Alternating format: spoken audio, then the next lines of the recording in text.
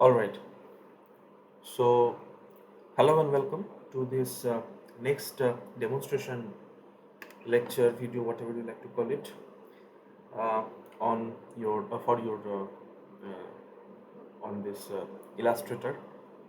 In the earlier demonstration, we had talked about the entire print workflow using Photoshop, right? In this workflow, in this video, we'll be doing the same, but with Illustrator. Basic differences you already know, that is what are our primary lookups when we want to, let us say, mm,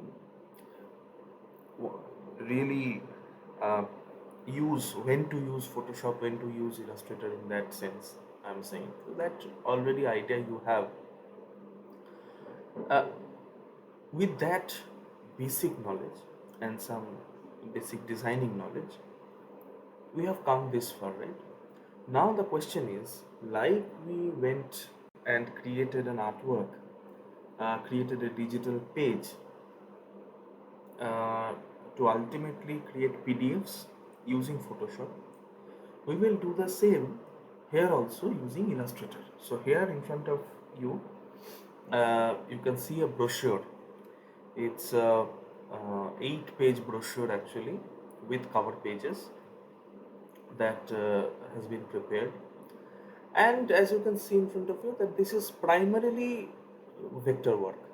I mean, no images or anything have been used in this particular file, right? So this is purely a vector based artwork.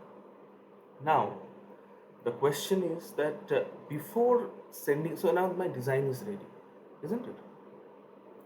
I can go ahead and just print it, or I can create PDF, export this as a PDF file, and I can go for a pre-flight check and all those things I can do.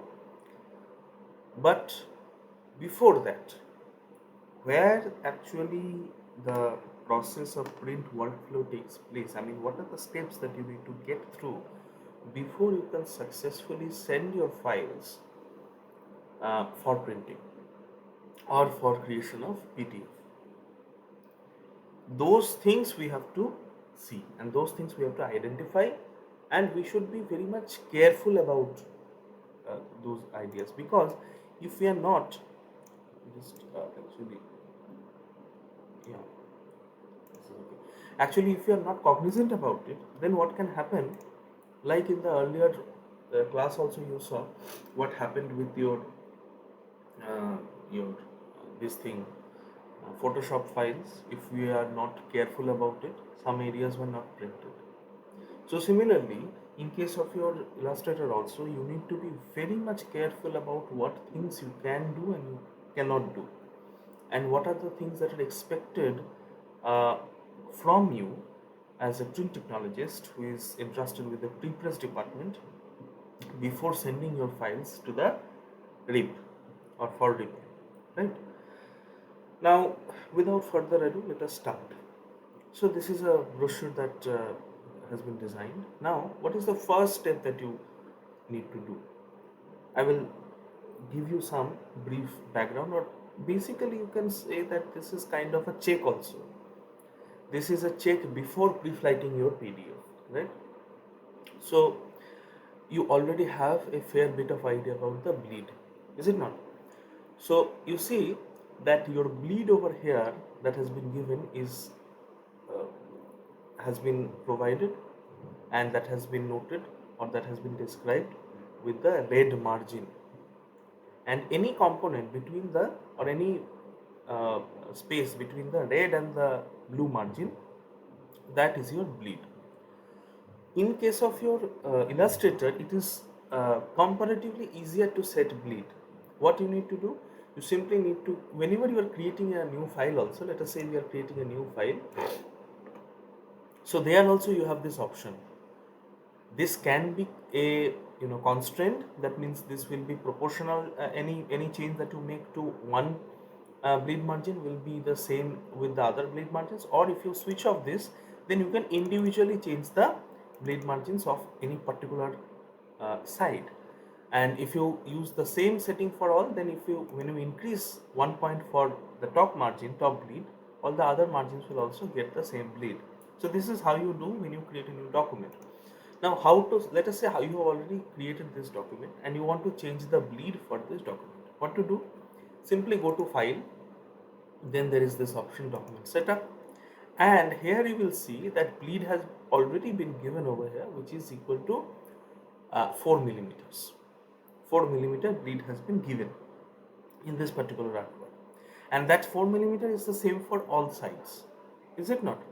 And one thing that you must always remember, that whenever you have set a particular amount of bleed, try to extend your pages up to that bleed, or not up to that bleed, I'm sorry, beyond that bleed till the crop margin of your pages. So that means what I intend to say over here is that, so suppose you had kept your original artwork like this, is it not? You had kept your original artwork within the much beyond the bleed margin, but this is not a very good practice, because ultimately all these things will be has been designed keeping in mind the entire page size or the canvas size in mind. Now if you do this, then this entire size may differ. What is your expectation and what your design was, that may differ. So that is why it is always a good practice, so you can extend your images beyond the bleed margin up to the crop margin also. Okay, but be very much sure about one fact, that is, no text matter should be in the bleed, because if it is there, let us say we are putting this matter, that is work, who we are, sorry, who we are in this margin, then what is going to happen? This head of this, all this, you can say kind of the x height of all this font, that will cut off when we are cutting beyond the bleed margin during the finishing operation of the press.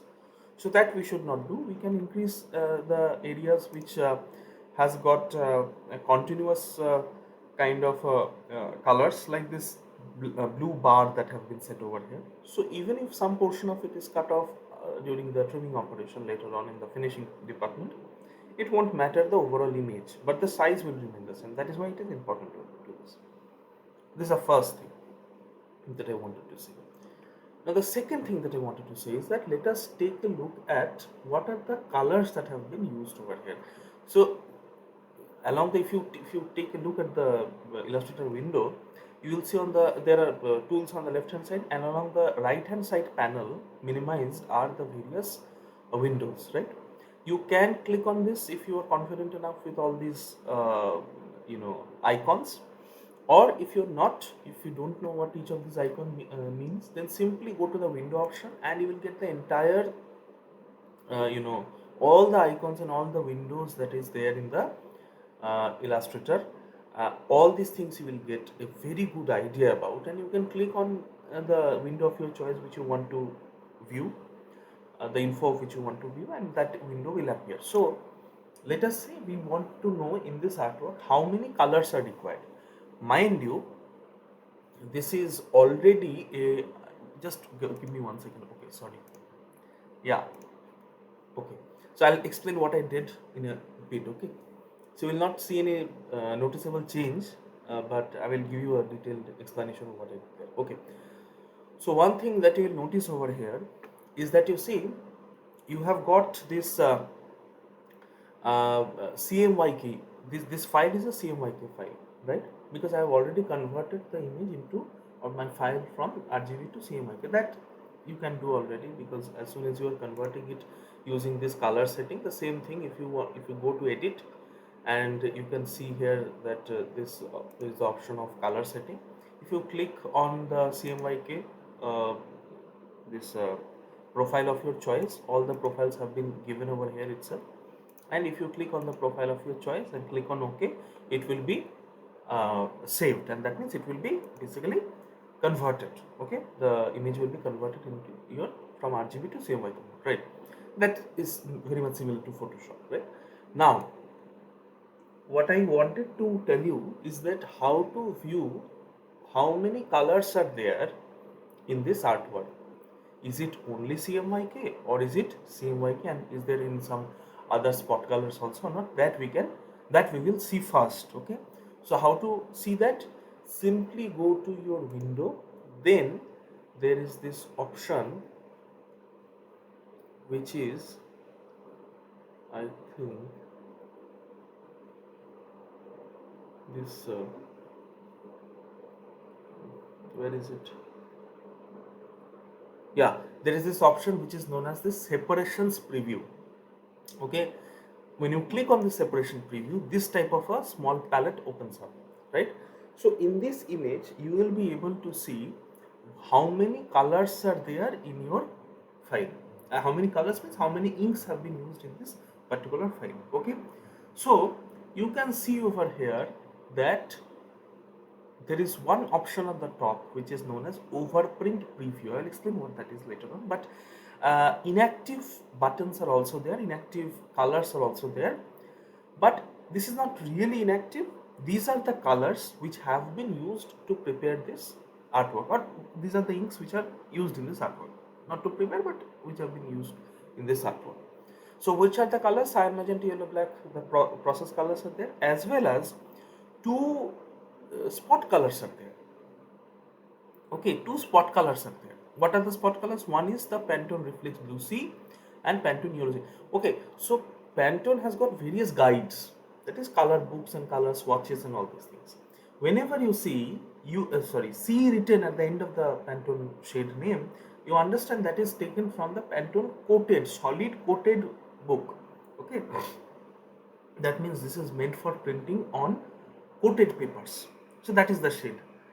Now the question is, how do I actually, the image that was, so this is also a sample image that I downloaded from, I will give you the attribute, because since this is a free to use image, I mean free to use template, attribute has to be given. I will give the attribute in the Google Classroom and even in the description of the YouTube video that will be shared with you later on, so that you can also download the same file. But I made some changes to this file, because so this original file contained only 4 colors, that is CMYK, but I intentionally added 2 other colors.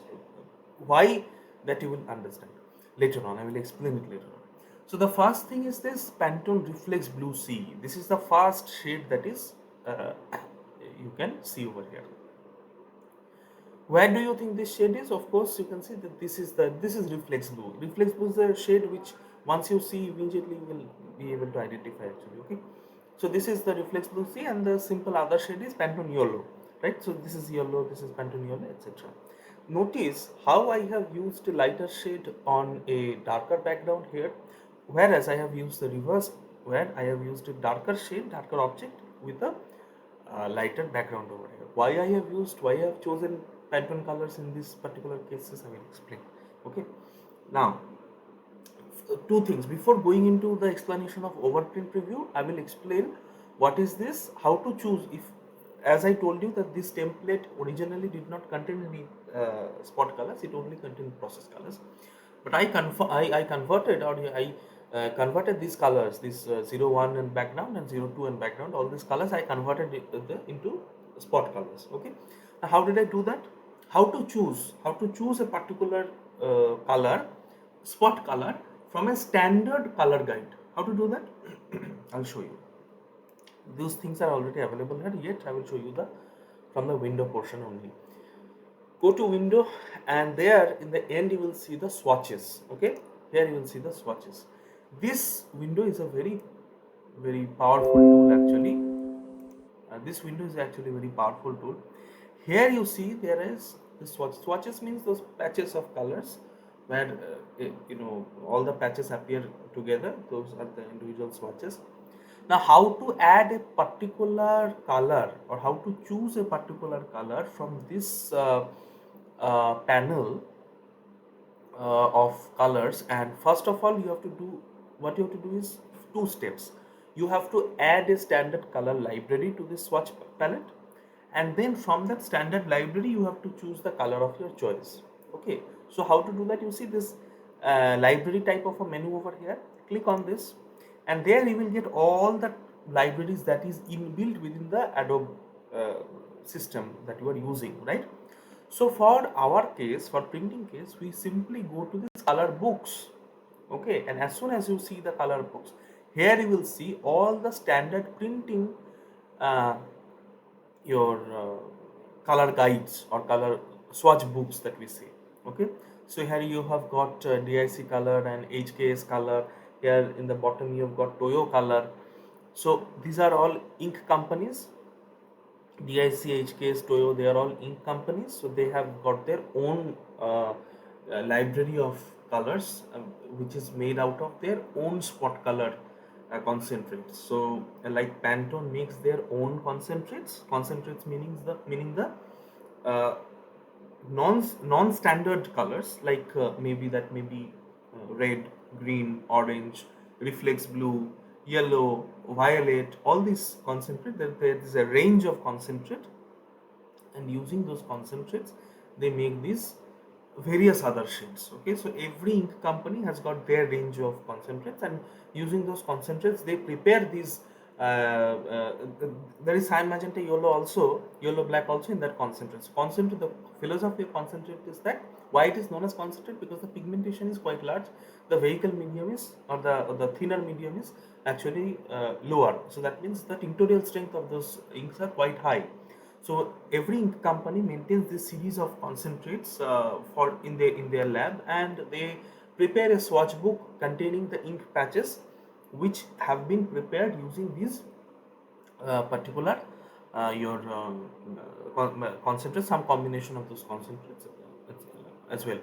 So similarly, Pantone also has got their own concentrates using which they prepare those swatch books, that is the Pantone guides which they call. So you can see here that their Pantone actually produces a lot, I mean, large number of those guidebooks. They contain Pantone CMYK guidebooks for coated and uncoated color bridge type of a guidebook. For metallics, they produce guidebook. For pastels and neons, premium metallics they produce. But which we normally use in most of the cases is in case of your CMYK coated and uncoated. This is a book which contains swatch patches. Uh, all those patches have been made with only the same Vikings, only the same Vikings. So no spot colors have been used. But for this, which what we normally use is the Pantone solid coated and uncoated actually, which contains solids which have been made, swatches which have been made with some rare Pantone's process colors as well as concentrates. Okay, so let us say that we are selecting that Pantone solid coated library. We will select one color from the Pantone solid coated library. So you have to click on that, right? As soon as you click on that, see another palette actually opens up. So this palette is the entire palette of the Pantone library, Pantone solid coated library. So here you see, sorry, just missed it. Yeah, so all these colors that you can see in front of you, these are the colors which are present in that Pantone solid coated library, right? So from this palette, if you let us say that how to select the color of the object, or how to change the color of the object if you want to. So now the palette is available to you. So let us say you want to change the color of this 01, this object that is present over here. You want to change the color of this. So how to do this? So here you can see that color has already been present. Which color is it? It is Pantone Yellow C, right? Now let us say you you want to change this to some other color. Let us say you want to change this to Pantone, this particular shade, which is Pantone 389C. So what you need to do? You need to simply click on this and automatically the color will change, right? But I will not change in this particular case. Then another color will be added to my layers, so I don't want to do that. So I have selected this particular color, that is Pantone Yellow C. That is how I have selected. So this is the first step of how to select or how to change the color or how to add some spot color from a standard spot color library which is inbuilt within the Adobe Suite. Now, as I was saying, with all these things done, now let us take a look at the separation preview as we were doing. Now in this context, you see, so we have used a total of 6 colors, that is, so in order to print this brochure in a commercial offset environment, what do we need? We need minimum of 6 color machine. Why? Because there are 4 spot colors and 2, sorry, 4 process colors and 2 spot colors. So minimum of 6 color machine we need to print this particular job. Now we have established how many colors are there, we have seen how many colors are there. But now let us see some other option which is known as the overprint preview. As soon as I click here, you will see if there is any change or not in this image. Okay, just click, let me click on this image. Apart from the this canvas, the background canvas going white, did you see any change in this artwork? No change occurred in this artwork. Because what does this mean? What does this overprint preview actually mean? It means it will simulate any area which has been where two inks have been overprinted on each other, not. That means, let us say that I am trying to overprint this 01 letters or this object on the blue background, right? If it was overprinted, then on clicking this overprint preview, I would be able to see the effect of that overprint. Okay, but you see it has not been overprinted. If it was overprinted, when you are printing yellow on top of blue, the appearance of that color will be something different. It will be a very dark shade, but it is not overprinted, right? It is that image has not been overprinted. It is given as a knockout. How to check this? Simply switch off the Pantone this thing. This is made out of the Pantone yellow C. So simply switch off this color and you will see that this entire area has been given as a knockout. So what is a knockout? I've already taught you this in the digital preference class. What is a knockout? So a knockout is basically an area which is left out in the preceding plate so that the image on the succeeding plate of a different color can fall on that blank area. Understood? So let us say the first plate, or not the first plate, I would say the fifth plate. Let us say the fifth plate is the this reflex blue plate. Okay. Now in the sixth unit, the yellow which is the yellow plate, that ink will fall on top of this area. Now if we are not keeping this area as blank in the reflex blue plate, then the yellow will fall on a solid area. Solid meaning that area on which there is blue. So in that situation it will be overprinted. I will show that also. That will be overprinted. But in this situation it is not overprinted. We said that this is a knockout which has been cut out in the reflex blue plate so that the yellow plate can, Pantone yellow plate can fall, image in the Pantone yellow plate can fall exactly on top of this knockout, so that we get this type of a effect where you see that it has not been overprinted. Overprinting means what? We are printing ink on ink, but here ink on ink is not present. On blank area we are printing the Pantone yellow ink. Okay, understood? So this is what a knockout is, and this is as soon as, if it was real, I will show you that also. If it was really overprinted, and when you click this overprint preview, what effect it will have, visual effect it will have, that also I will show. So that is the purpose of the overprint preview. Now if you want to check which areas contains yellow, if you simply click on Alt and this particular ink, then you will get information only about the yellow plate where the process yellow is used. So this is where the process yellow is used. So let us say we want to check whether all the reflex blue is used. So Alt, click on this. So this is where the reflex blue is used, right? Then we want to check where the cyan has been used, and Alt, click on this. This is where the cyan has been used.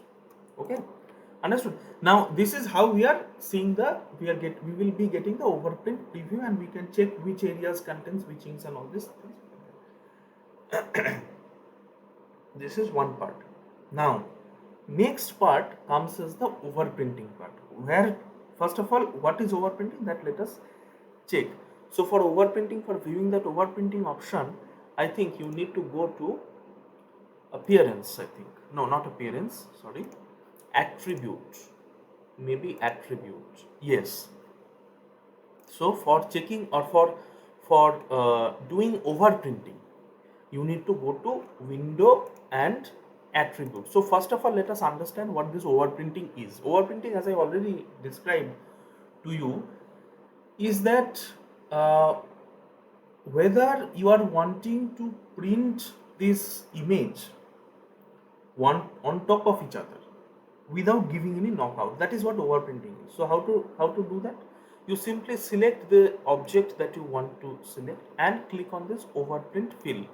Okay, click on this overprint fill. Now I don't want to show you that. What I really wanted to show is that first let us switch off this overprint preview. Okay, then let us go to this attribute option, and then I will select this object which I want to overprint, and I will click on this overprint fill.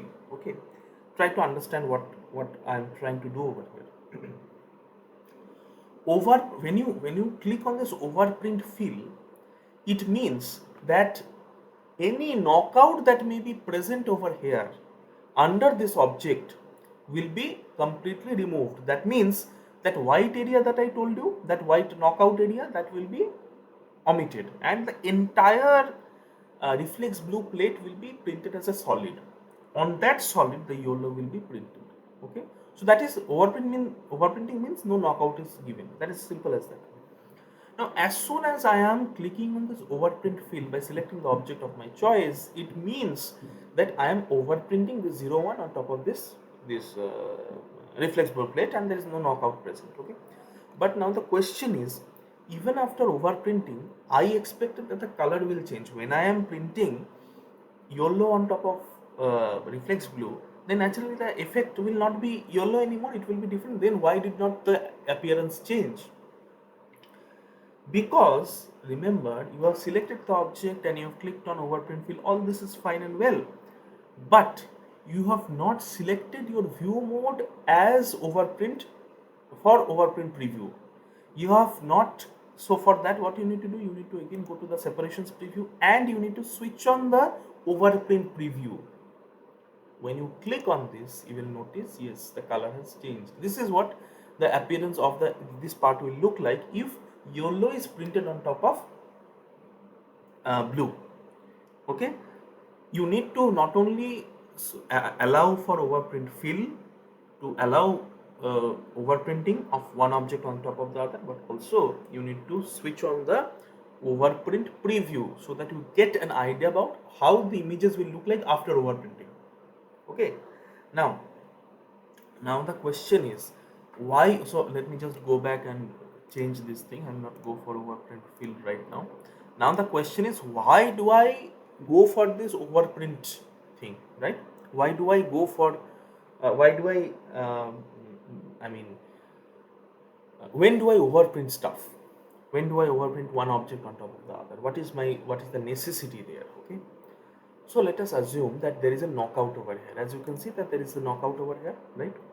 Now, if within this knockout, these are printed using two different plates. This is a reflex blue plate, and this is the yellow plate, Pantone yellow plate. So two plates have been used. Maybe there may be some registration problem there. There may be some registration problem there.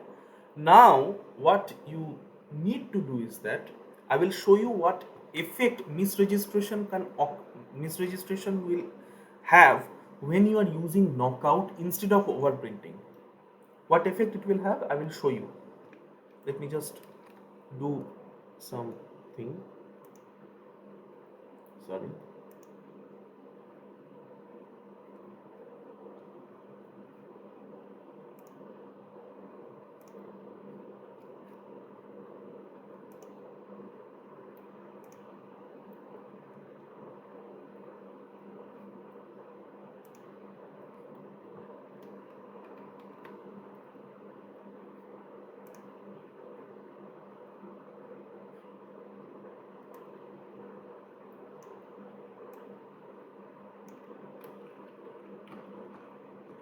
See, this what I did, this is just a small thing, this is not that important, but what I wanted to explain to you is that what happens when there is misregistration and what effect it has on the final print if there is knockout in your thing, okay, in your object. Now see, here you see that there you had given this type of a knockout, right? This white background that you can see just behind this yellow, that was the knockout. Let us say there is some misregistration in the Pantone yellow plate. Then the image that this yellow image is the Pantone yellow image. This image can go, I mean, haywire, and it may not be placed, or it may not be printed exactly in the place where the knockout was there. It may get slightly shifted, as it has in this particular context, in this particular case. If this happens, then it looks very bad. This type of misregistration you have also seen in various, maybe in some book or in some newspaper, that you have seen this happens. And there may be in one or, I mean, in some pages there may be misregistration until it is detected. Once you detect it, then you change it. But those pages that where misregistration occurred, there is nothing to do. You have to go ahead and print it like that, I mean, circulate like that. So that is why whenever there is this knockout, there is a chance of misregistration to occur. Especially, I mean, knockout, whenever I am using the term knockout, that means minimum of 2 plates are involved, and one plate may get, the succeeding plate may get misregistered, or even the preceding plate may get misregistered. If the succeeding plate also is properly registered, then this type of a problem will occur, and it will give you a very unpleasant type of a thing. We don't want that to happen, right? So in that situation, what we do sometimes is we go for overprinting. So if we are going for overprinting, then that effect of misregistration does not occur. So let us say, let me just go ahead and undo all the changes that I did. So just a second, give me a moment. Where is it?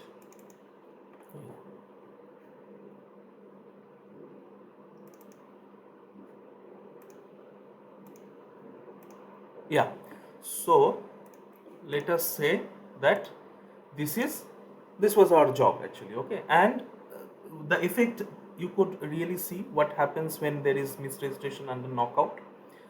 We need to avoid this problem. How to avoid this problem? We can go for overprinting.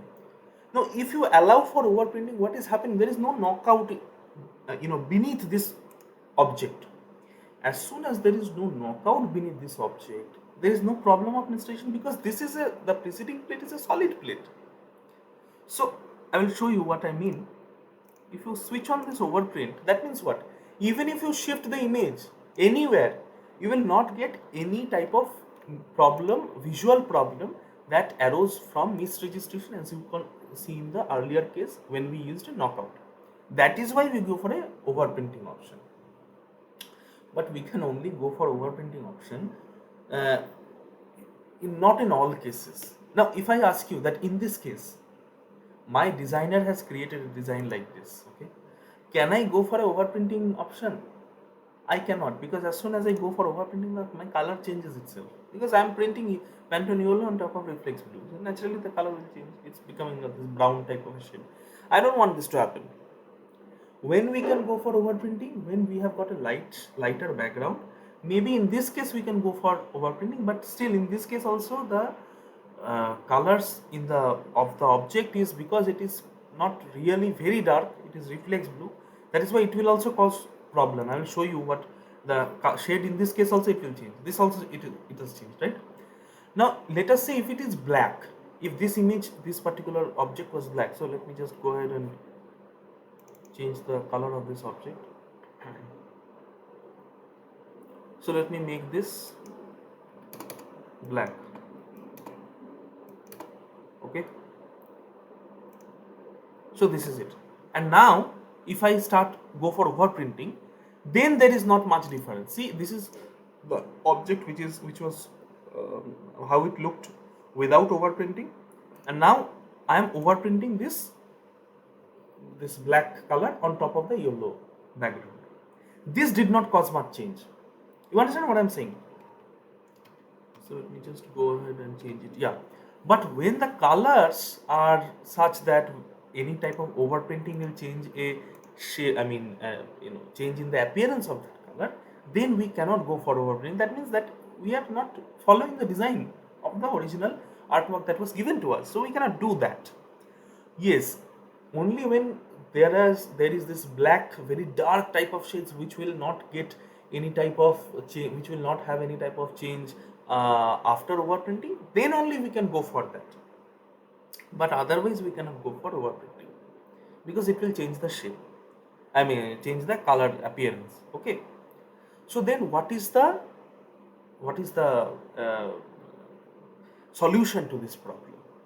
Especially in our case, where we have chosen this, where we have chosen this type of colors, this yellow object in the foreground and blue object in the background. In this case, as soon as we go for overprint, the appearance is changing. Here we cannot use overprinting to avoid this knockout misregistration problem.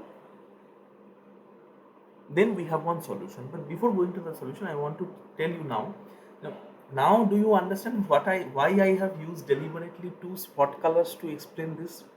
Because if this was a, let us say that if this was a normal, I mean by normal color I mean a combination of CMYK, then just to switch off this layer, just to switch off this color, I had to change the entire composition of that CMYK. That is why for ease of use I have used two different spot colors, which is easy to use.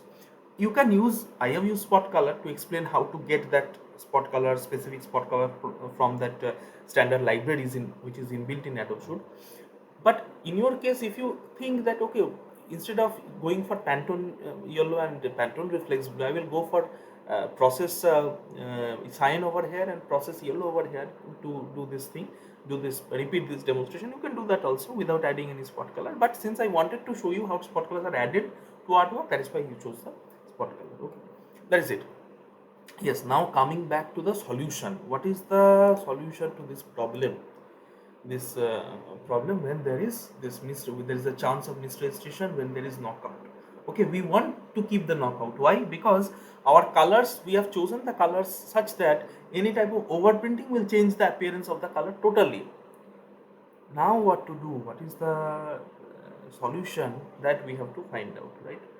What we really need to do is go for trapping.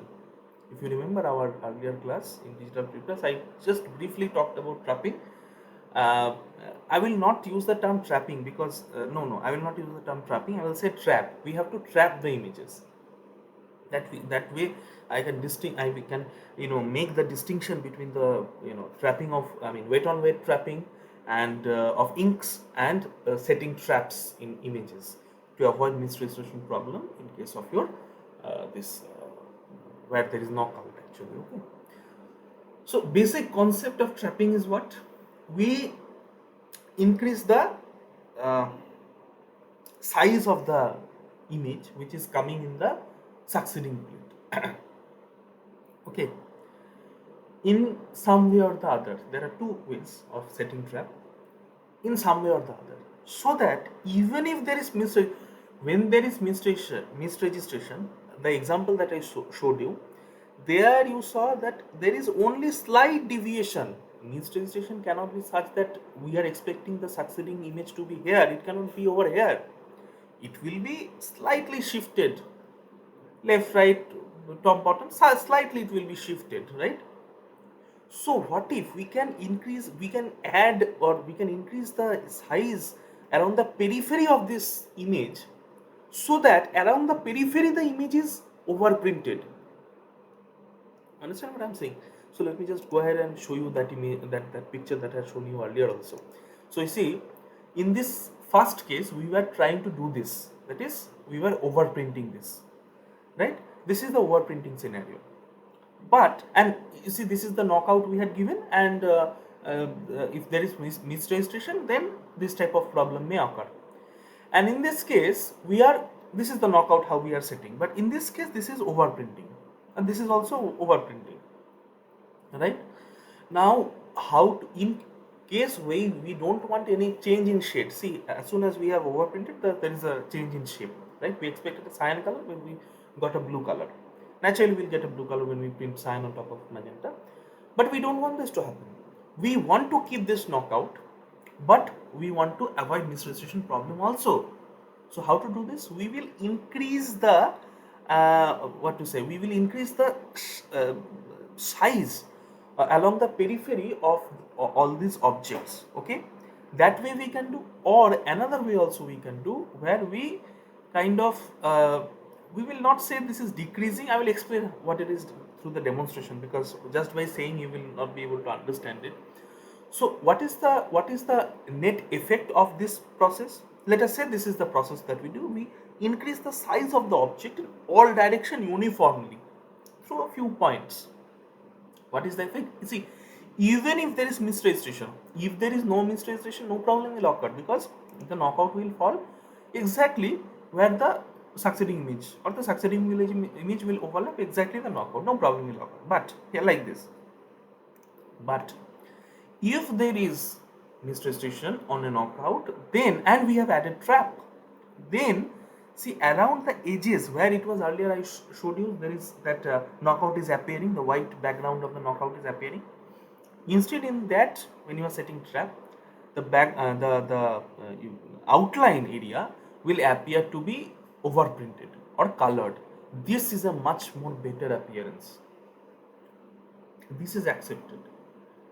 Instead of this one, or this one, this is much more accepted. So that is why we are going for this type of a solution. Okay, so trapping, as I already told you, trapping can be of two types. I will show you. One is spread, another is choke. In spread, simple principle, don't, nothing to get confused about. In spread, light object on deep background or dark background, that is spread, the size of the image will increase.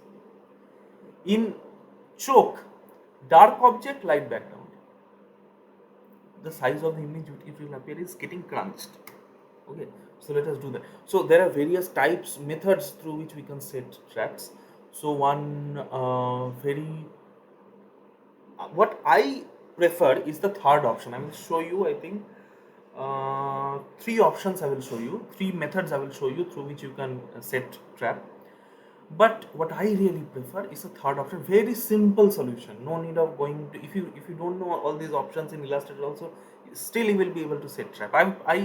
I prefer that simplicity, simple type of a method of applying trap. Okay, so let us see that. Okay, first you select the object. Okay, then you go to this object. Now you have to change the object. If the object, nature of the object is a compound path or something like that, then you have to release it and you have to make it as a simple path. Okay, right now we are not creating outlines. We'll create outlines right at the end of the session, I mean of this particular file development part, where we will see that we are ready for PDF development.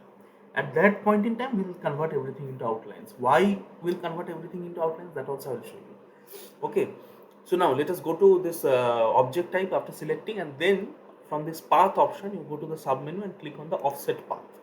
Okay, so normally what we set is, I think, the amount of trap, if I am not mistaken, the amount of, let me take a look that how much amount of trap do I need to set. Then I think only a few points is required, but let me just go ahead and confirm the exact amount of trap that. So I just confirmed the amount of trap that varies primarily between 0.16 millimeter to 0.08 millimeter, depending upon your requirement. So here, or that is 0.48 to, I think, 0.24 points. Actually, if you are looking for points, that is points. So normally you give that amount of trap depending upon what is your requirement. Now as soon as you give, you set this is where this offset value is the amount of trap that you want to set. If you click on this preview option, okay, now is it okay? What did you notice? That the overall amount of image area, or the size of the image, increased along all the peripheral areas, right? So once you do this, once this is done, you click on OK, right? Your work is not done yet. Still it is not done. what you have to do is, first you have to go again to attribute option, and from this you need to switch on the overprint fill. Okay, and our, I think, overprint preview is already on. Now what did you notice? I'll just click somewhere else. Okay, so let me just go ahead and magnify this area. Now what did you notice? This is the area. what did what did we do actually? Okay, let me just go ahead and redo this. What did I do? The original image that I had, so let me just undo this. Yeah, this was my original image. This was the size of the image, right? What I did was I went and set some offset path, right? I increased basically the size of the image. It increased. Now what I did was, next I went to attributes option and I clicked on overprint fill, and this is the appearance. Now your question is, when I selected overprint fill in the earlier case, then the entire thing, I mean, was kind of in a different, the changed color. The entire object changed color. Entire object went brown. But in this scenario, when I clicked on overprint fill, only the outlines changed color. Why did this happen? Very simple. Because we have that knockout present beneath. So within the knockout, when the yellow ink is getting printed, in that area we are seeing this yellow color. But along the edges or the periphery, that it is beyond the knockout distance, is the width is this much, but beyond that area there is blue plate. And when now in this area along the periphery, when the we have increased the size of the yellow image, and beneath there is the blue plate, when that yellow is getting printed on top of that yellow blue plate, then what is happening along the periphery? The color that is getting, this area is getting overprinted. This area is getting overprinted. So in this area overprinting is occurring, and this is the first method through which we can set trap. And even if there is some misregistration, this we can overcome that problem, because the peripheral areas will not face any type of problem, because it will always be overprinted in this scenario. Even if there is misregistration, if there is slightly the yellow image is shifted or the blue image is shifted right or left or top or bottom, this because the overall size of the image, yellow image, has increased along the periphery, there is overprinting, we will not be able to understand that effect, that this particular effect that I wanted to talk about, this effect, right? This will not be understood anymore. Okay, so this is the first method through which we can set our this thing, trap. Okay, but I don't prefer this method. Okay, I really don't prefer this method. There is another method through which we can go for setting traps. Okay. What is that? Why I don't prefer? Because there is no option for setting chokes. Actually, what I did was set a spread, the image increased, but in this scenario there is no possibility of giving some choke. So what I do is I go for another technique, which is the other technique with the help of the Pathfinder tool. Yes, but before going for the Pathfinder tool, you need to ensure one thing, that is the image, the object as well as the background, you need to group them. You need to select that. We have selected both the object as well as the background. Right click it and click on group, because this is only going to work when we are using the grouped objects. Okay, so once you go there, you click on window. Once you've done this, and you've selected this group, then you click on window, and then I think go for then go for appearance. Okay, so in this appearance tool, you will see that this new effect, add new effect option is there. This is actually the way through which you can set traps. A very accurate amount of trap you can set through this method. This is the second option that I'm showing. Okay, so now when you add new effect, you will get a sub menu, and there you get this Pathfinder option. Click on this last option, which is trap. Okay, so this is the trap that you have given. Now here it is given as 0.25 points. As I already told you, it varies from around 0.48 to 0.24 points, or 0.16 to 0.08 millimeters. Now here you can set the trap.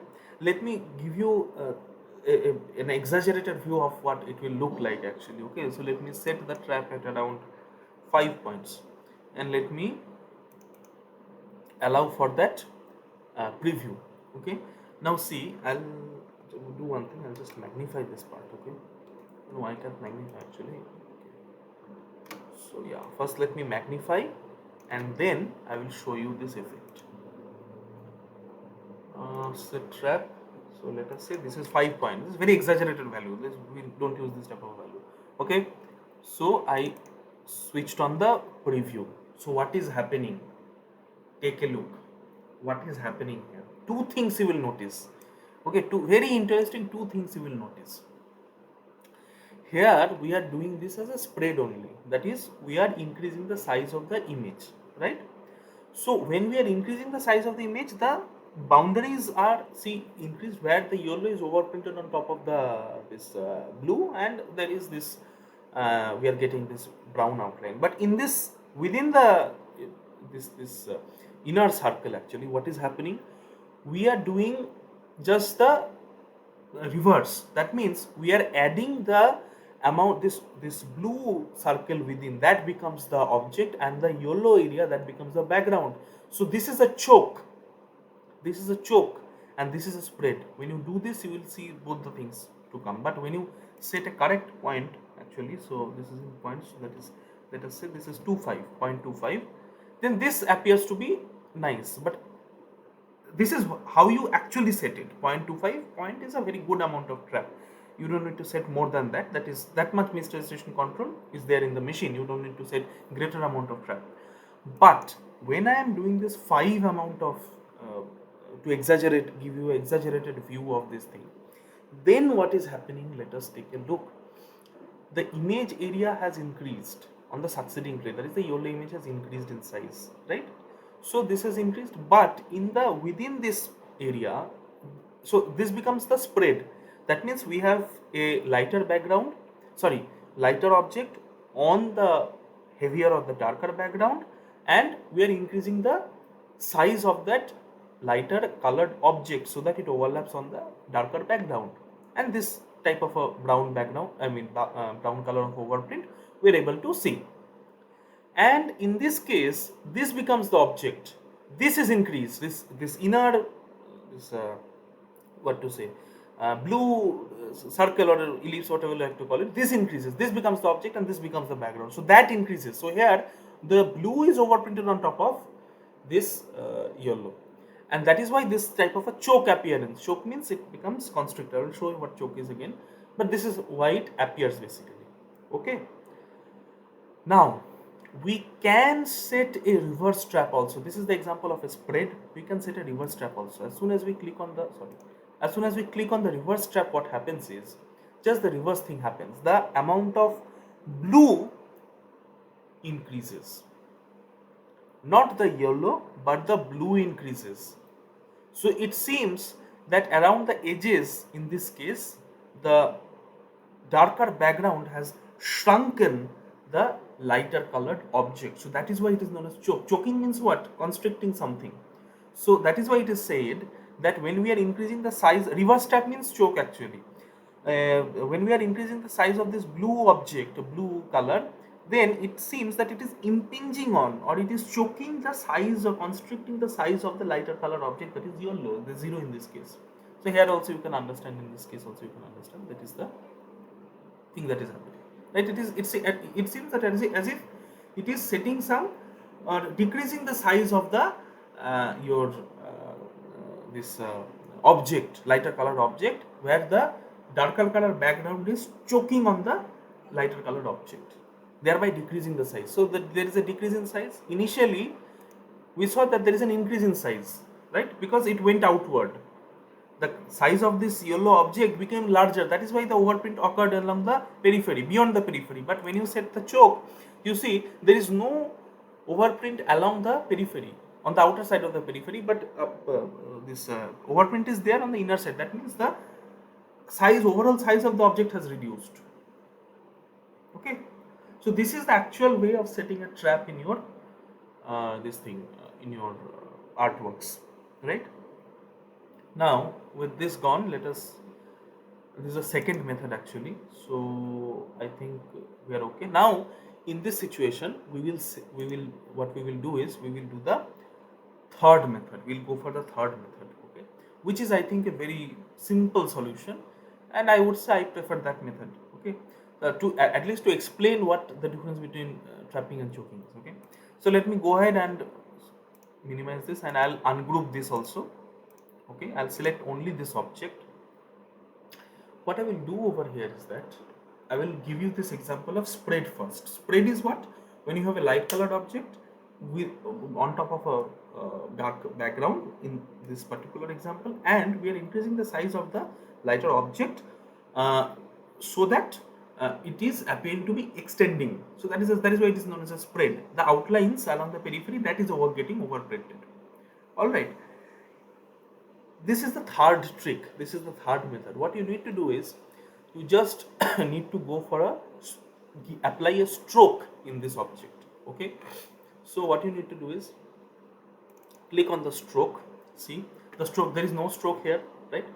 So select the stroke with the color of the same as the object. So our object had got Pantone yellow, so select the same stroke, okay. You apply the stroke now. Now increase the size of the thickness of the stroke from 1 point to, in my case, since I'm exaggerating to give you a better visual appearance, so I'll go for around 8 points, okay. So this you may think that this is very much similar to the first method, the offset path method of setting trap, right? Now our work is not finished. Similarly, in the earlier case, what we did, we went to the attribute panel and we switched on the overprint fill. In this case, we will not turn overprint fill. What we will do is we will turn overprint stroke. That is, we will turn on the option of overprinting only the stroke area. Stroke area is this one, which has increased in size. Because it is of the same color as that of our object, that is object fill, that is why it is appearing that the same object is increasing. But we have actually done is we have applied a stroke and we have increased the thickness of the stroke. And now we are doing is what we'll do is we'll switch on the overprint stroke and see what is happening. First it increased, and now around the edges wherever it increased, 8-point increase was there due to the increased stroke. Wherever it increased, because we turned on overprint stroke, we got this appearance of a trap, or this spread. Better to say this is a spread. The image area increased of the succeeding plate in the around the edges, around the periphery. The image area, the succeeding plate was overprinted on top of the this preceding plate. But we should not turn overprint fill. If you turn overprint fill, then the entire picture will be overprinted. We don't want that. We only want to overprint the stroke. So this is how we set spread type of a trap in our context, okay. So another method actually. Now we want to do the opposite, that is we want to set a choke. We want to reduce the size of the object. In that situation, what we need to do is we need to go for we need to select this type of an object where you see we have got a darker color appearance of object on a lighter background, okay. So in that situation, we'll select the object. Same process. Let me just go ahead and maximize this. So we have selected, we have selected the object. We'll again go for the set. We'll set the stroke, but there's a small difference over here. We'll select. While selecting the color of the stroke, we will select. Not in earlier case, what we did, we selected the color of the stroke as the same as that of the object for setting the spread. But in this case, we'll select the color of the outline, stroke, as the color of the background, so that when we increase the size of the stroke, it seems that they are kind of choking or reducing the size of the object which is in the foreground. So in this case, what is the color of the object? Blue. What is the color of the background? Yellow. But when we want to select the color of the stroke of the blue object, we will not select blue as we did in the earlier case. We will select yellow, which is the color of the background. Okay. So then we have selected the stroke. We again go ahead and increase the size of the stroke to, I mean, again I am repeating that it is not 8 point. You cannot set 8 point. You will have to go for that 0.25 or that many number of points actually, whatever is suitable for your artwork. But in this case I have done. So as soon as I am setting, so let me just repeat that. So this is, we have set one stroke of the color of the background, right? Now we are increasing the size of the stroke to 8 point. As soon as I am doing this, what are you noticing? That the image size is coming down, right? Now again, what you need to do is go to your attribute option and click on overprint fill. So as soon as you do that, again around the edges you will notice that the overprinting is occurring. You cannot do this overprint fill, because if you do overprint fill again, that color, entire color of the object will change. You have to select overprint stroke, and then your trapping has been completed. So this is the third method of setting a trap. So this object seems a little bit smaller in comparison to this one, because we have set a choke here and we have set a trap here, spread here. Okay. So this is another method basically of selecting of adding some trap. All right. Another thing that I wanted to point out over here is the issue of transparency. So transparency is something I've already told in the lectures also, but again I'm repeating that when setting transparency. So this is where transparency is there. In this artboard there is transparency. In this particular artboard, these are all transparencies. This is transparency. What is happening is, when we decrease the opacity of the object, okay, when we decrease the opacity of the object by setting some, see here I have, for this object I have selected an opacity of 40%, right? So this becomes what? This becomes transparent along the background. Okay, but earlier days, up to I think PDF 1.3, I think transparencies could not be converted into PDFs. We can use transparency in Photoshop and Illustrator and all these things, but those transparencies could not be uh, saved while saving the PDF. This functionality of live transparency editing came only from PDF 1.3 and 1.4 and all these things later on, after 1.3. So in earlier case, what used to happen was, whenever you use transparency, the entire object would either be omitted or would be overprinted, or some other effect would have come. This happened because earlier the Adobe PDF print engine, that is the APPE, was not able to render this type of transparency during ripping process, or during the rendering process in the rip engine. But nowadays, with the latest version of the APPs and all, these transparencies are able to be rendered in your rip engines. Okay, but you should always be aware about what is allowed and what is not. Which type of transparency is allowed, which type of transparency is not allowed. So, in order to find out, in order to find out what type of transparency, or where transparency is, or whether there is transparency at all in your image or not, what you really need to do is, you need to go to window and then click on this flattener preview. Flattening means it will flatten out all the transparency. No transparency effect will actually be there. Okay, so once you click on this flattening preview, you will, if you click, if this type of a window will occur, will actually come, and you click on refresh, and there under this highlight preview, you click on transparent objects. Anything that appears in color, that is a red color over here, as you can see, anything that appears, everything else is black and white, that means there is no transparency, no problem. But anything that appears in black and white, that will in color, that is where transparency effect is there. And if it is you are sure that this will be, your rip is sufficient to render this type of transparency, then it is fine. Otherwise, you need to flatten it. You need to flatten this type of transparency effect. So as I already told you that this 04 had a 40% transparency. So this is how you can flatten, this is how you can find out that your transparency is there in your image. Okay, where it cannot be reproduced by the RIP. There, what you need to do is you need to flatten all those things. So how to flatten? Simply click on Control A, that means you are selecting everything within your artwork, and you go to Object and then click on this Flatten Transparency option. As soon as you click on this type of a dialog opens, and the first is preset. Preset, here you have got multiple options. Better you select high resolution, which is meant for commercial printing. Medium resolution is meant for proofing and all those purposes. Better select high resolution. That means you are going to prepare this artwork with the intent of commercially printing it. If you go for this medium resolution, you will see the line art resolution and mesh and gradients, if they are there, those resolutions are reduced to a great extent. So as I already told you last day also, that 300 ppi is a good resolution for printing. I mean, proofing purposes, this type of inkjet based printing is fine.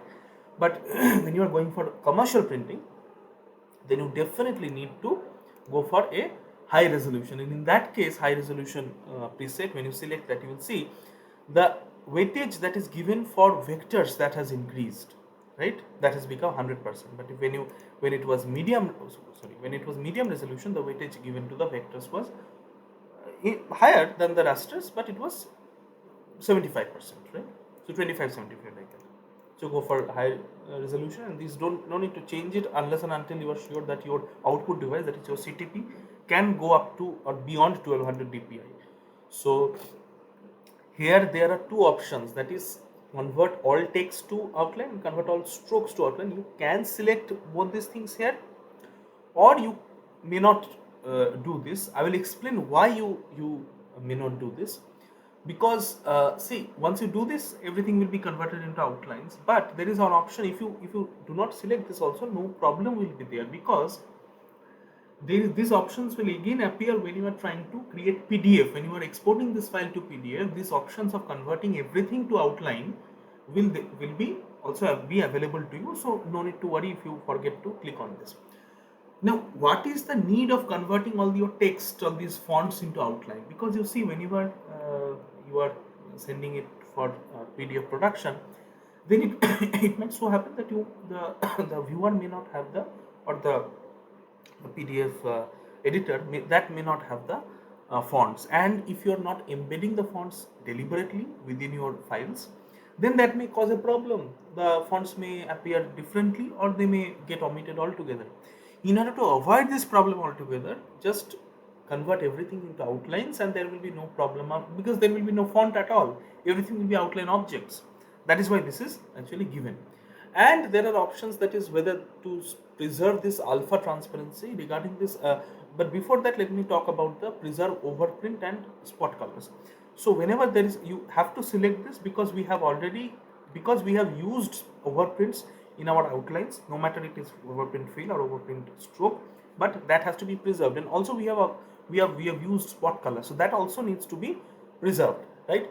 So here there is one option that you can see, that overprints will not be preserved in areas that interact with transparency.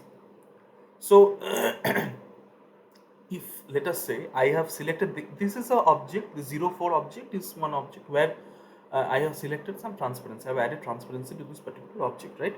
And if I have added some your overprint option also, if I click on overprint fill also, in that situation overprint will not be considered, then it will be completely omitted. Okay, so that is what that option basically is saying over here. All right, so these are the options. Once you click on this, everything that is there in the image, that will get flattened out. So you see small changes that you already start to notice in these areas, at least where there was some transparency. Now if you take a look at the flattener preview, and if you click on this refresh button, see there is no specific areas highlighted, everything is in color. That means your artwork is okay for, that is safe for transparencies. When you create PDFs out of it, it will be safe for production, PDF production, and there will be no problems that may be found with the reflighting operation. Another thing that I forgot to tell, that is wait one second, that is the alpha transparency option. So yes, alpha transparency has to be selected when there are overprints, uh, and you want to maintain the opacity of those overprints. Okay, in that situation, overprints will be lost. When you select alpha transparency, overprint will be lost. This is an either or case. You cannot select both of them at the same time. When you want to preserve overprints and spot colors, you may not select alpha transparency. For our work, we'll only select overprint and spot colors. We cannot select alpha transparency because in that case, these overprints will be lost. And but one thing will be maintained, that is the opacity of those uh, overprints, that will be maintained, and the overall appearance that we are getting, that will be maintained. But the concept of overprinting, because we need overprints in case of, if you need, when we are going for this type of trapping and all these things, we need overprint. So in that situation, we cannot select alpha transparency. We have to select overprints and spot colors. I forgot to tell you that. Okay.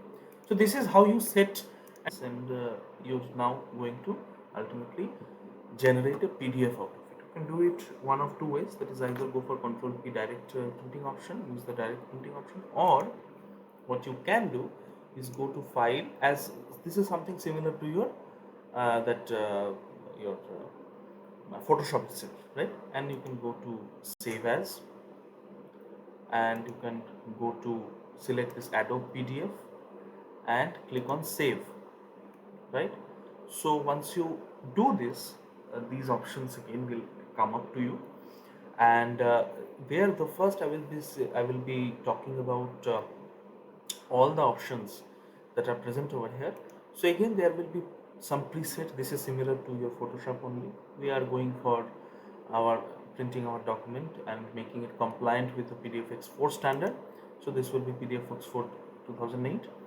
And then we can additionally add one thumbnail to the page, so that you don't have to open up the file every time. Or what you can do is, you that actually serves another purpose also, that it gives us a just by clicking on the file once, you get a preview of the file, right? And we don't need to select any of these things. Then we can go for compression. Just ensure that you have the correct amount of compression, correct amount of values selected for your uh, printing purposes. And following this, you can go and add some marks. That is, you can go and add some color bars, some page information.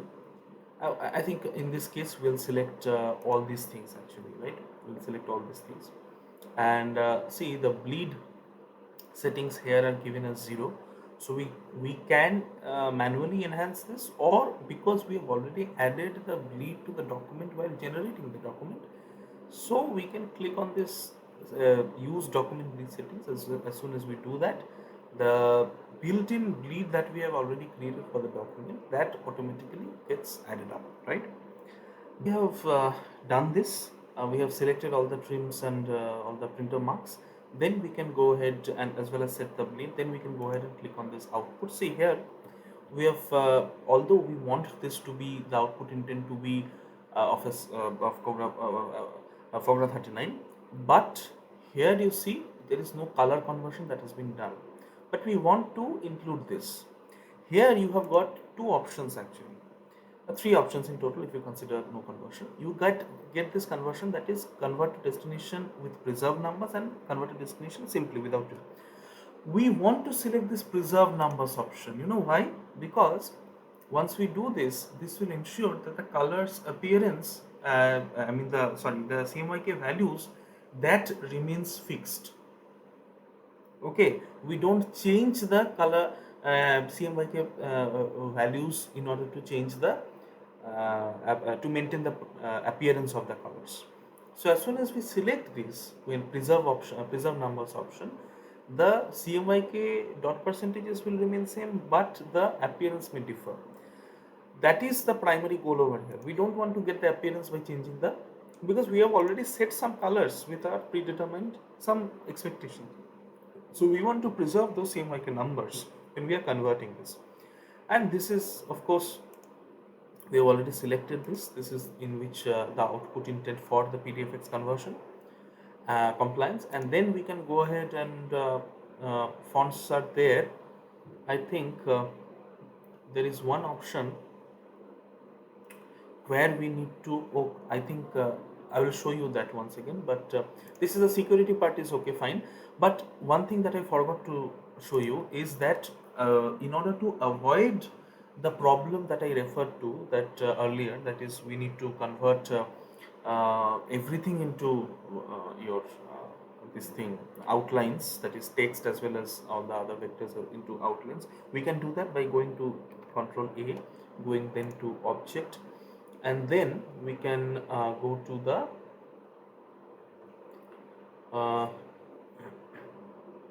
the flatten transparency option that I showed earlier, and in this option we can go ahead and click both these options to convert it into outlines, right?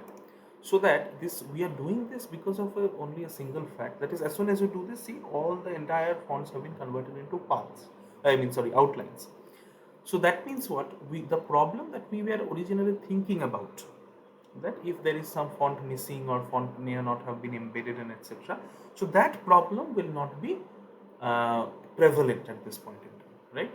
So everything has been converted to outline. So similarly again, so let me just go ahead and create a PDF, save as, go to PDF and save, and yes, so let me repeat the process that I already showed you. So I'll embed a page thumbnail, compression is okay, marks and bleed, I want all the marks as well as all the bleed settings. For output I want to preserve numbers. In this case, yes, this is only available for 1.3 because I think we have already done this as well. That is the flattening part we have already done. Security is not needed. So if we click on this save PDF option, we can easily create the PDF, right? So once we click on this save PDF, see something is coming up. Let us read this. Saving as PDFX may disable some editing features, that is natural. Please select a format other than PDFX to enable preserve Illustrator editing capabilities. Do you want to continue? So yes, I mean whenever we are trying to create PDF, we know that we will be losing some editing features, so we are okay with it. So we just go ahead and click on OK. So and this is done, right? Now this is one way of creating the PDF. So let me just go ahead and uh, see, open that PDF once. So give me a second, I'll just open.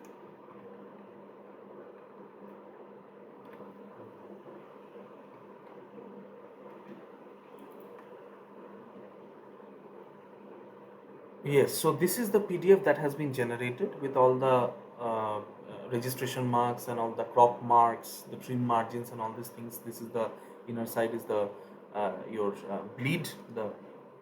So all these things have been generated, and your all the pages have also been generated. So this is how the PDF has been created, isn't it? Now, what I wanted to show you is not really this component by saving is, but we want to get some additional options also. So let us see how to do that. In order to do that, instead of saving it as save as, using the save as option, you go for printing it directly. So Control P, right? So once this Control P option comes, then there are many functionalities that are available. So let me just go ahead and close the PDF so I can save it in the same name. So a lot of other functionality actually comes in, right? So let us see what options we have got in this thing. Now you see, in my computer in which I am doing, due to some reason my distiller is not working. I tried to circumvent the problem by opening PS files directly using Acrobat, but that also did not work. I will try to do that again sometime, maybe during the interactive class. I will show you what the method will be to create the PostScript file directly from the Illustrator. But in our case, in this present scenario, we'll select to create directly PDF documents, okay? And this is the inbuilt normalizer that any Adobe product comes with, that is the Adobe PDF generator, right? So in this case we will select the Adobe PDF functionality to create or generate a PDF, right? Now after this all the options that is present over here, this I don't think is required. Only maintain two things, that is the orientation is auto rotated, because if it is not auto rotated, then PDF that I just showed you, that in that manner, if it is coming, then these are both in 2 pages are appearing in an A4 sheet, right? Now, if this auto rotate option is not selected, then this type of an error will occur. That is, you need to print this, you need to create this page in portrait mode, but ultimately your pages are coming as landscape mode within the A4 sheet. That you don't want. So you select auto rotate, as well as you select scaling, you select to fit to page. If I select do not scale, then you see what is happening. The entire document is going out of the trim margin. So that also we don't want. So we want to select fit to page, right?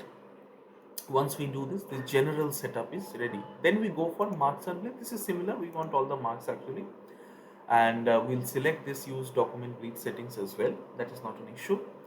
Then we go to the output. This is perhaps one of the most important thing that we kind of need to understand in this dialog. See, in order to generate the PDF or produce the PDF, in the earlier scenario, what did we see? We created what we can call as composite. See, here it is written as composite. That means there is no color separation occurring.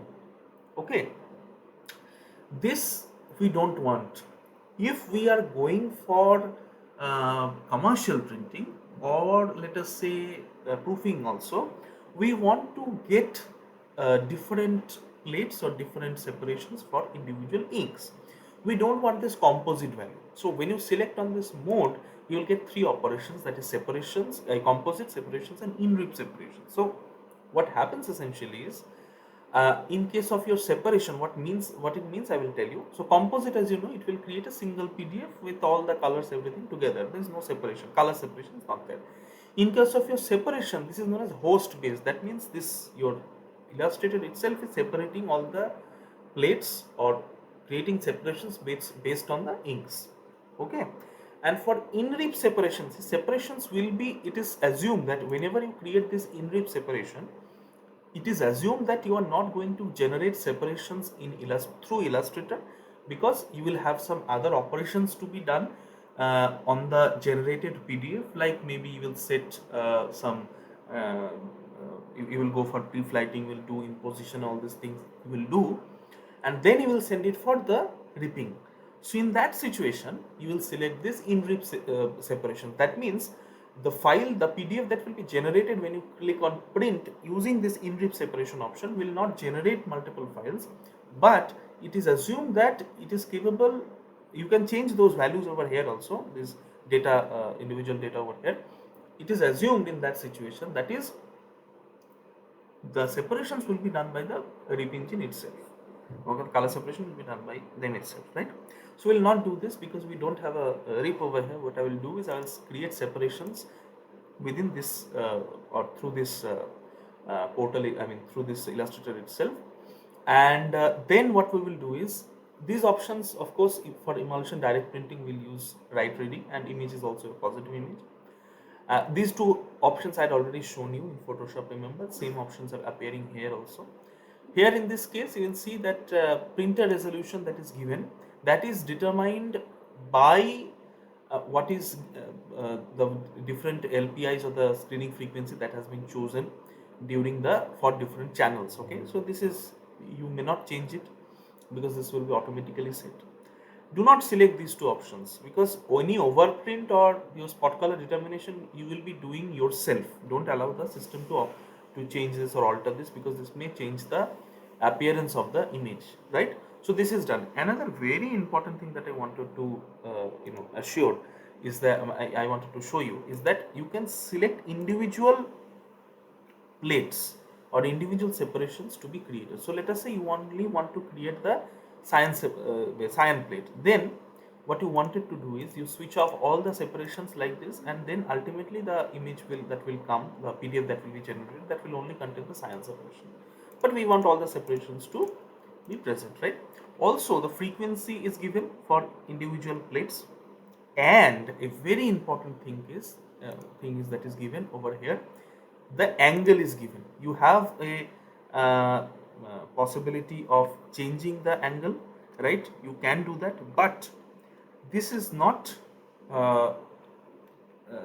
these values are not just generated like that. No, there is a reason behind it. If you take a notice over here, if you remember our digital pre-press class earlier in third semester, fourth semester, there taught you about irrational tangent screening. What was that? In that case, you will see that cyan and magenta had a screen angle of 71.4 and 18.4 like that. So this is essentially what this is doing is they are giving you a angle of based on irrational screening. So this is AM screening. Here you can change this as well, and you can change along with this, you can change the dot shape as well.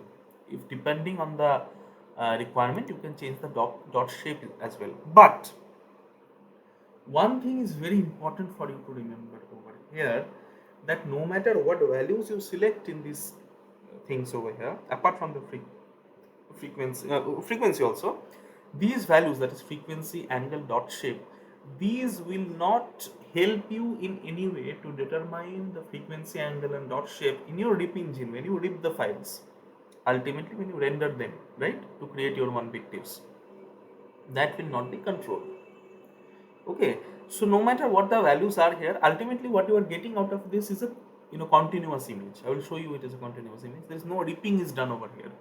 Only color separation, channel separation, and images will be obtained as separated images, color separated images. That is done. Okay, so next we have got the graphics option. Here we don't want to change anything or do anything with this.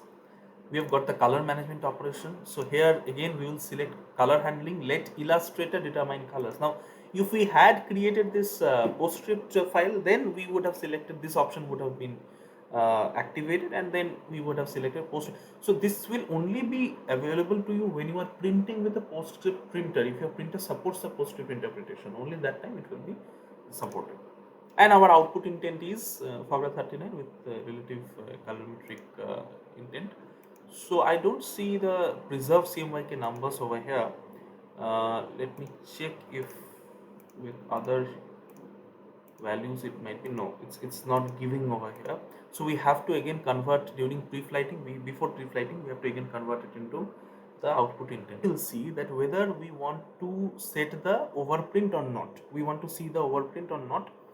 Here you have to select this as simulate instead of discard, because if you discard this, what is going to happen, the traps that we had set initially, those traps will not, you will not be able to view those traps. Okay, so once you simulate this file, and then if you go ahead and then this summary portion is okay, and then if you go ahead and print, then the resulting PDF that you would be able to see, that will basically contain the traps. You will be able to see those traps in actions, that is overprinted. Okay, so let us see that file once. Yes, so this is that one. Yeah, so see, this is the trap that we had set actually. Okay, this is the spread actually that we had set, right? So in that situation you have to select, when you are printing this, you have to select that overprint as simulate, otherwise those traps will not appear.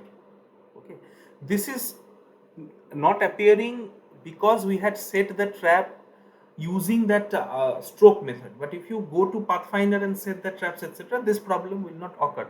So if you select this one, here we had set this, now if you select this one and set the trap, where is it? Yeah, we go to the I think appearance, and then go to Pathfinder and set the trap. Let us say we are setting the trap to about 5.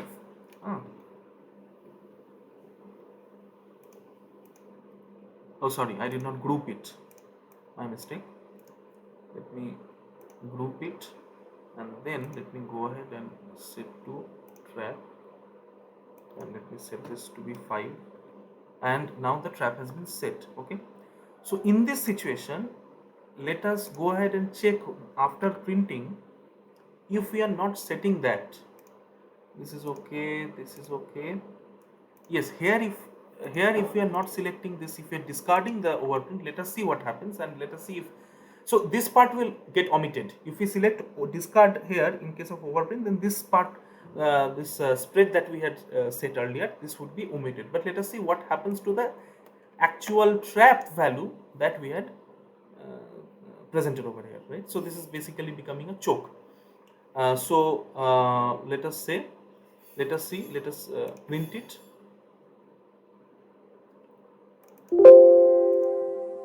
And yes, let us now open the file and let us see what is happening there. So see, this has gone out. This has gone out. There is no trap set over here now. You cannot see that trap because overprint is not there. But in this case, see, there is this trap that we had set. This is the trap that we had set. Okay. So in this situation, we have got this trap. Now let us convert it into this FOGRA quoted 39. So better you should be very much careful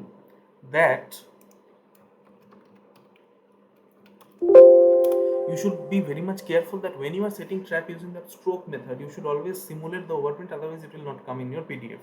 But if you are selecting that trap, then that problem will not actually occur. So here you see there is some problem occurring, that in this case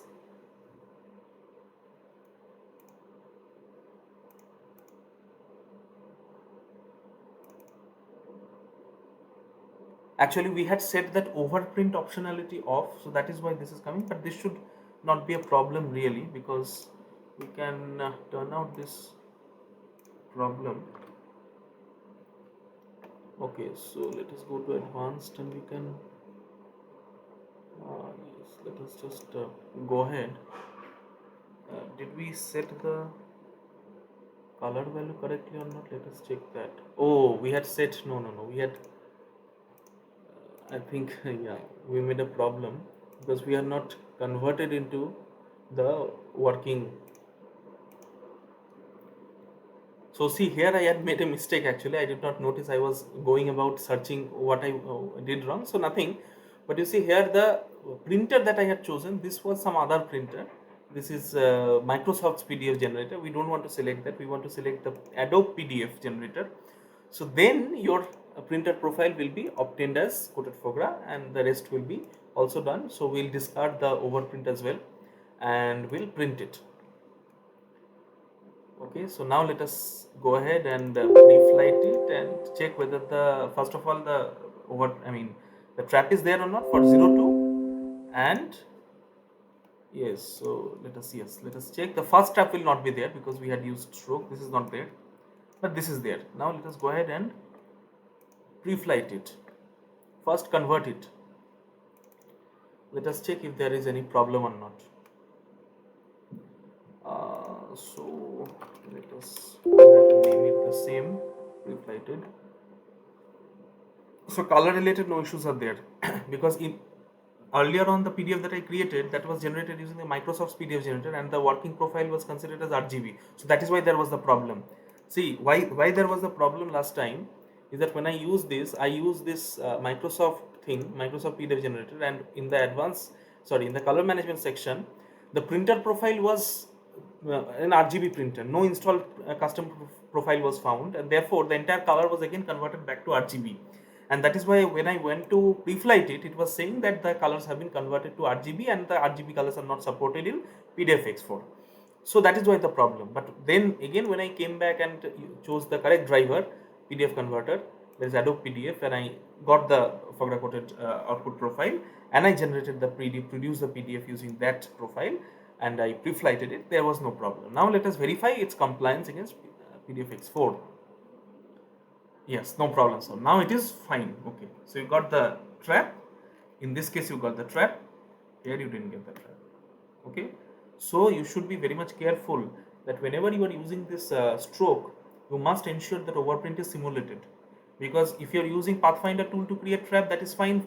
Traps will be created. But if you are using the stroke tool and forgot to simulate overprint, then there will be a problem. This trap will not be obtained because overprint you have turned off. Okay, the document contains overprinting, right? Because we have already set traps in those areas, there is overprinting, right?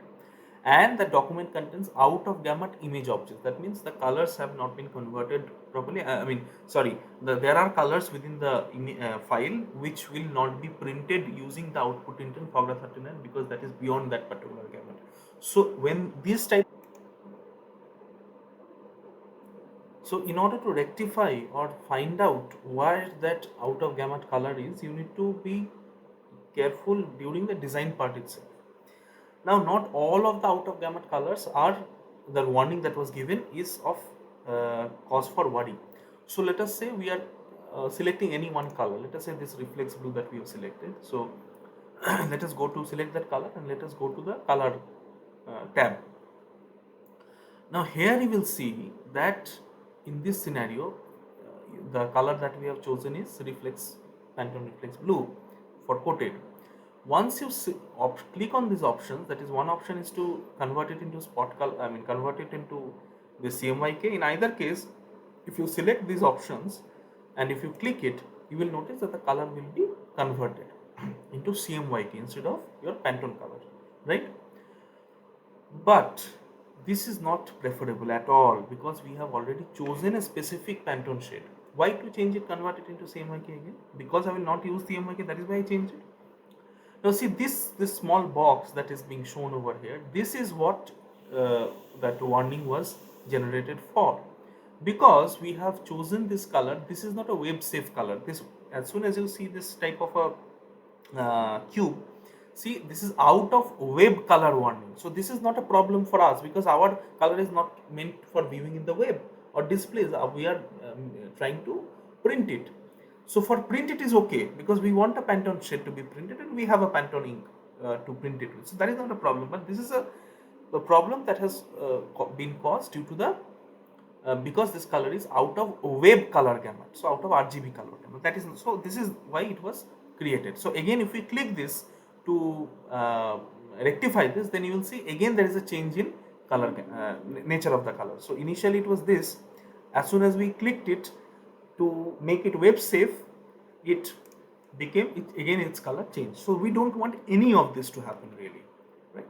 So that problem that I was talking about when it was showing that our print has, our image has got this your overprint as well as some out of gamut colors. So their out of gamut colors that they talked about is primarily out of web gamut. So that is not a problem really for us. So we'll select all this. We will not convert all spot colors to process, right? So let us see what happens. We don't need to really convert it, but if we convert it, if we click this, then ultimately what you will see is that all this entire thing will be getting converted into spot color, process colors. All the spot colors will be represented with some combination of process colors. We don't want that to happen. We don't want undue or unwanted overprint also, because where there we used overprint, we have, because we have already set traps. So no need to use this select this option also again. So this is already I have told you. This is also okay, and finally this is where we ended up, and the summary that is given is contains overprinting, that is also okay for us, and contains out of gamut. This means out of web gamut. Whenever there is some option that this is giving you, so let me go ahead and print it first, then I will explain. So whenever there is this option that is out of gamut color, this option is given. So I'll overwrite the file. Okay.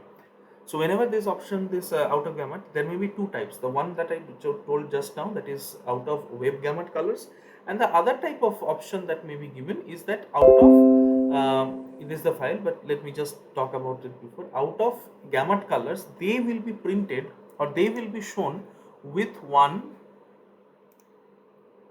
So they will be shown with one triangle like this. As soon as you click on that, that will be showing as an error, like it is showing this out of web color. So this is a cube, this is RGB color space, and in case of your any problem in your CMYK color space or your print color space, if any color is out of that gamut, then those colors will be pointed as along with this small triangle shape. So that we cannot really print. In that case, we need to change the color, and we need to change it in such a way that we can convert it into we can print it actually in your CMYK color space. Okay, so our PDF has been generated. Okay, now see, you will notice that our PDF has become monochrome or grayscale. That means the channel separation has been created, right? So you will see that this is channel wise separations have been created. Which channel is this? This is, you can get this information, that is, this is process cyan. Okay, for the first page this is process cyan plate, cyan separation, sorry. This is for the first page process magenta, first page process yellow, first page process black separation. Okay, but one important thing that you will notice is you will not get any, you will not get any dot, because it was not ripped. We have only created the separations, we have not ripped it. Now what we need to do is we need to pre-flight it, we need to perform the pre-flight check.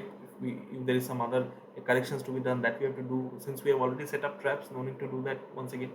Then we have to do this imposition, and only after that we can actually go ahead and rip it. Ripping also I will show you later on.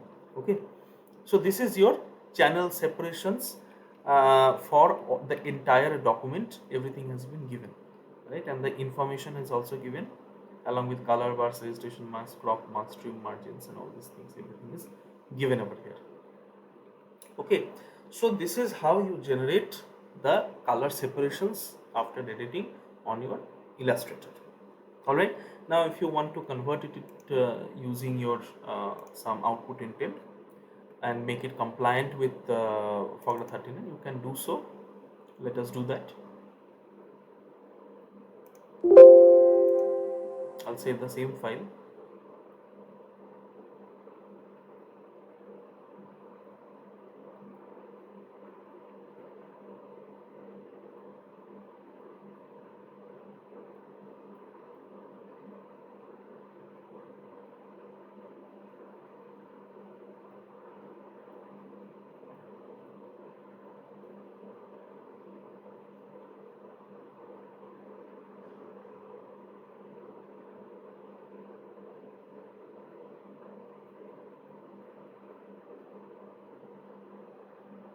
See, in this case, we ended up with some errors. All these things were not a problem. Everything else was correct, but we ended up with some errors. What was the error? See, PDF document is not compliant. Why?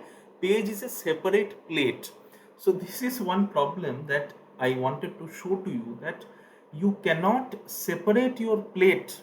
You cannot separate channels on your PDF and then pre-flight it.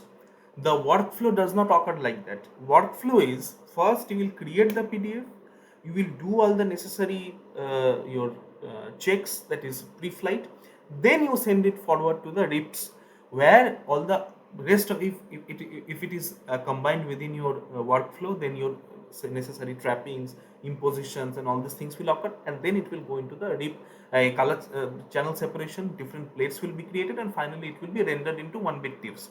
So this is the workflow. You cannot change this into, first separate it into different plates, and then you cannot run the pre-flight. If you run the pre-flight using a single PDF, that is with all the colors together, then it would have been okay. The things would have been okay, right? So let us try that. Let us get a combined PDF, that is non-separated PDF, and let us go ahead and run the pre-flight there also. So we'll go and we'll print it. Just close this one.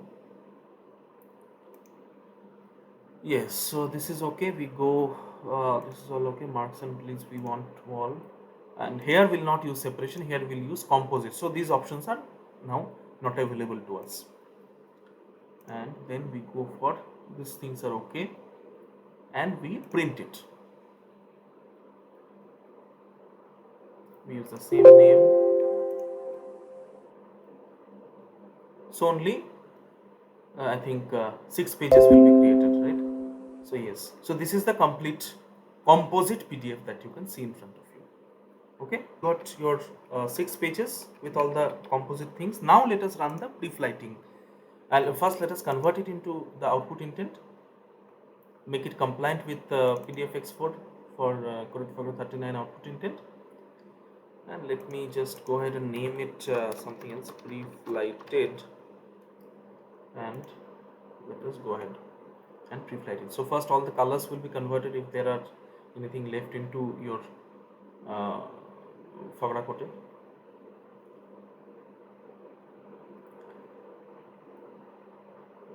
And no problems have been found.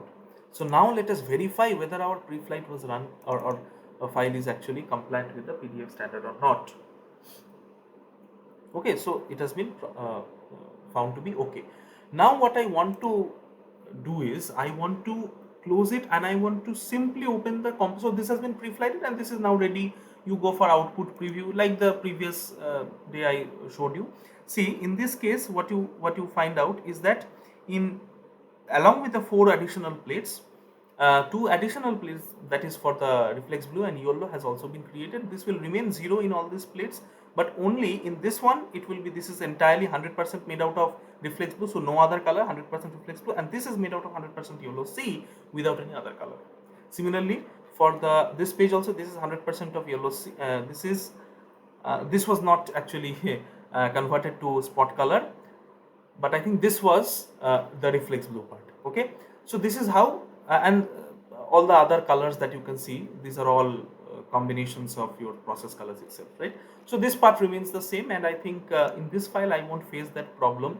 So ultimately, see, these will be actually not although if we want to print it we can, but ultimately it will cut off. If we, even if there is some problem, we may ignore it. But one thing that we need to understand is the why in this case the total area coverage in these color bars are becoming greater. So you see, this is actually a 600% bar. We don't want this to, this cannot be actually printed, and this we can't print this because this is actually created with the help of all the 6 colors, that is CMYK as well as your 2 spot colors. But we don't want this to print. This can be removed later on also. So not all the colors that we can see, all the color bars that we can see is useful to us. That is another important observation from this. Okay.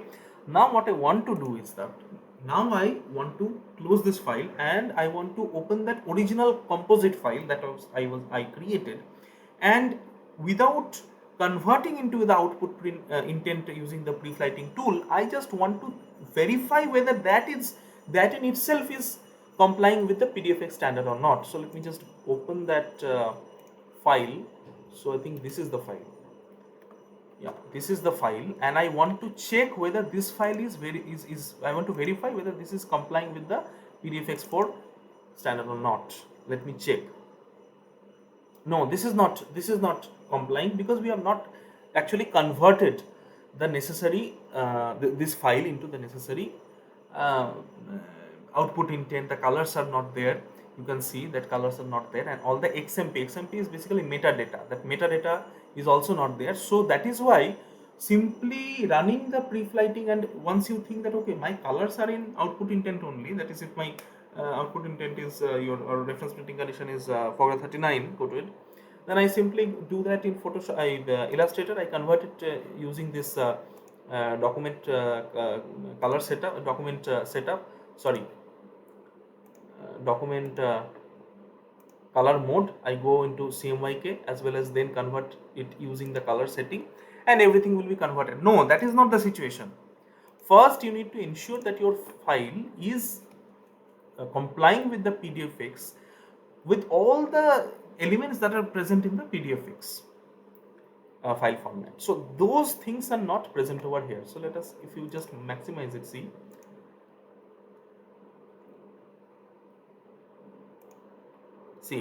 has output intent, this is set as not true because we have not associated, although the colors are in the quoted Fogra 39 that we have set in Illustrator, but we have not associated that output intent with this file, that we have not embedded that within this file. That is why the output intent is not here.